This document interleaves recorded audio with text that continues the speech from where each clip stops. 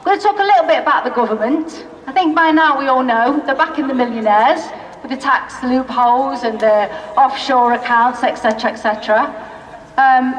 We've seen a fall in corporation tax, so definitely the rich are getting richer and we're getting poorer. What we got out of the condems? Pay freezes for public sector workers for the last 3 years. Massive rises on VAT and food, which affects everybody, unless of course you're rich. And now we're seeing the worst budget that this council's ever seen. But we're also in a situation where we've got a Labour council. And the Labour councillor in there, right, or shortly will be in there, talking about these cuts. And I don't think for 1 minute, I don't think all those Labour councillors are complete. I don't believe that. I believe some of them feel in a very difficult position about this, right? And I think some of them, we should be saying very clearly, you were put in power to represent us. You were put in power, and they have been. They've been trying to make Leicester better. You've been put in power to make sure Leicester's a better place. You were not put in power to push through condemned cuts. That's the message we need to get to them. Now, as council workers, we can't lobby councillors, but what I can say is, you've all got, well, lots of people have got families and friends. Get your families and friends to lobby the councillors. Get down there, write letters. You know, make them really understand that they are not, when they vote, if they vote to implement these cuts, they are not representing the people of Leicester. We also give some of those councils the opportunity to work with us, and we welcome the ones that work with us, and the ones that vote no, and the ones that hopefully will vote no in the future. We're saying to you, you made the right decision, and we'll stand by you. If you stand by us, we'll stand by you.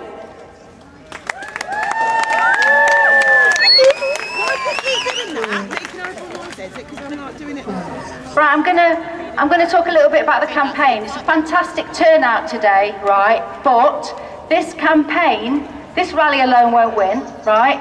We've got to make this campaign much wider and much deeper, okay?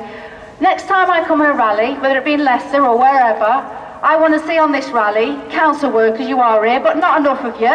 So the council workers that are here, you need to go back and argue for the people to get on the March 26th and come to every rally, every protest that occurs. I also want to see health workers here.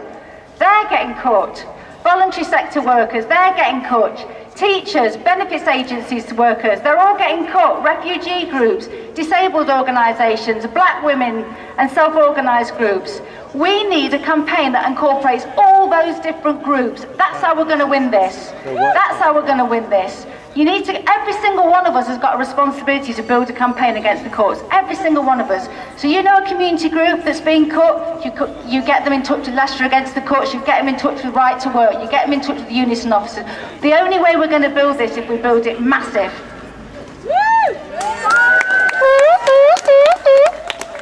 I'm going over old ground here, right? March 26th. The TUC, and I think perhaps even a bit reluctantly, put on a march on the 26th, a demo on the 26th of March in London. But I'll tell you what, it's far bigger than anyone expected. I know there's 54 coaches going from Birmingham. Okay, I think everybody on this rally, if they possibly can, should be going on that demonstration. What we want is an atmosphere like when the students went to London. That's what we want.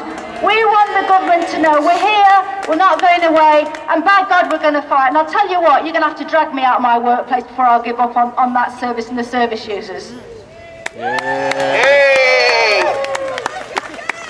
Just one last thought. We need to think big on this. We really need to think big on this.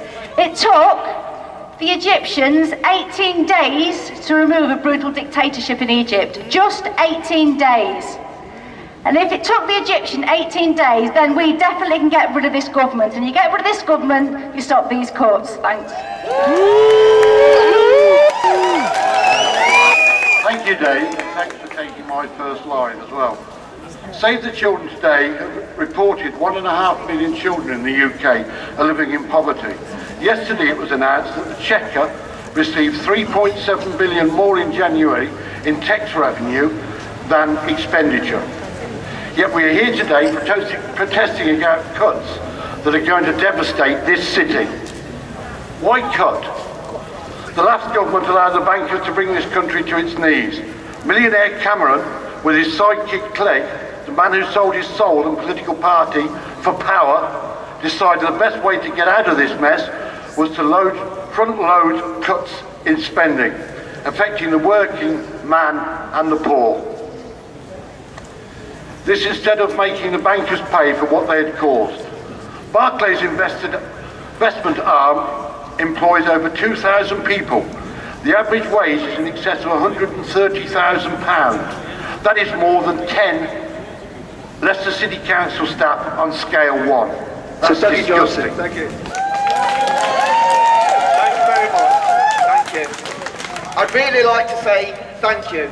Thank you to all public sector workers. I'd like to say thank you for all the services you run. I'd like to say thank you very much because they really mean so much to me.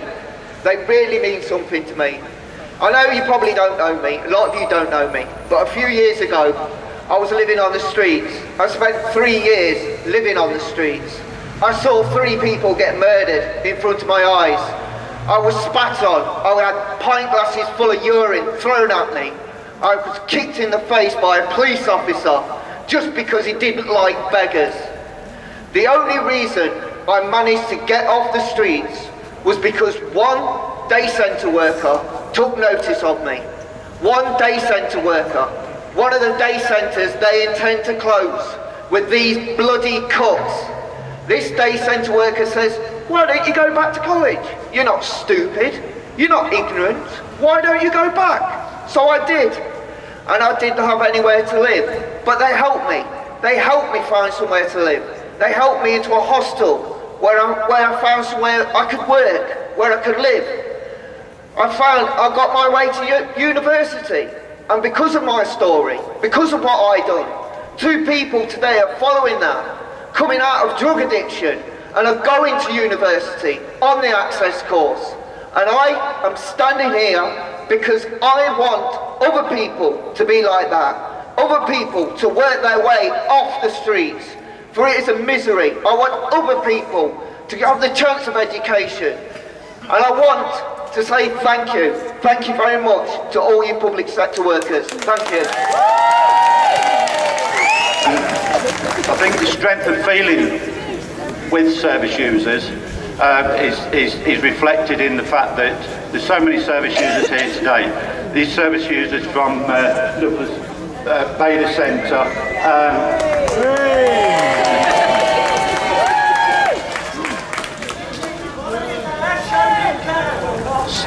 service users from hostels.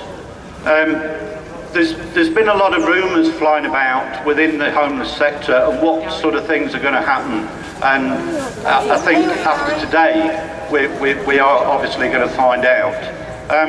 I was speaking with Liz Kendall last week, and she has vowed to get funding for the voluntary sector that works with young people and children. That's fantastic if she's able to do that, but we have to remember that these children have got parents, so it's those services that their parents access that want saving as well. It's quite acceptable to be saving museums, but not at the cost of people's lives.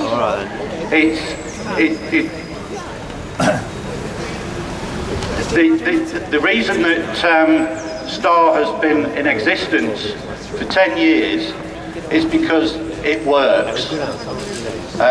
It worked for me and it worked for these people here, and we need to be sure that it's there so it can work for people in the future.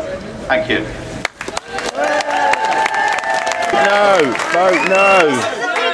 They say cutbacks. No ifs, no buts. Don't vote in condemned cuts. No ifs, no buts. Don't vote in condemned cuts. No ifs, no buts. Don't vote in condemned cuts. No ifs, no buts. Don't vote in condemned cuts. No ifs, no buts. Don't vote in condemned cuts. No ifs, no buts. Don't vote in condemned cuts. No ifs, no buts. Don't vote in condemned cuts. No ifs, no buts. Don't vote in condemned cuts. No ifs, no buts. Don't vote in condemned cuts. No ifs, no buts.